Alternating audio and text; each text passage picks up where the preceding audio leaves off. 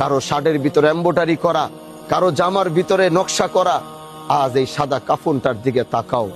আল্লাহর কসম, আমি হানজালার এই মুহূর্তে মৃত্যু হয়ে গেলে সাথে সাথে আমার এই কালো এই শেরওয়ানিটা খুলে ওই কাপড়টাই আমাকে পরাবে, যে কাপড়ের ভিতরে না কোনো রং আছে, না কোনো ঢং আছে, না কোনো সেলাই আছে।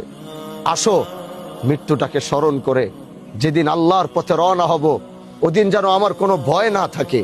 যেদিন আমার রবের দিকে রওনা হব, ওদিন আমার ভিতরে যেন কোনো রকম ভয় না থাকে। ইয়া আইয়াতুহান নাফসুল মুতমাইন্নাহ ইরজিই ইলা রাব্বিকি রাজিয়াতাম মারজিয়া। আমি বলবো যে আমাকে নিয়ে যাও, দেরি কেন করো? আমি তো ওই দুনিয়ায় বাঁচতে চাই না যেই দুনিয়া আমার আল্লাহর থেকে আমাকে দূরে সরাই দিছে, যেই দুনিয়া আমার রব থেকে আমাকে আলাদা করে দিচ্ছে, যেই দুনিয়া আমাকে শিকল দিয়ে বাইদা জাহান্নামের দিকে টানছে। আমার হয়ে গেছে, আমি আর থাকতে চাই না, তাড়াতাড়ি জানটা কবজ করো।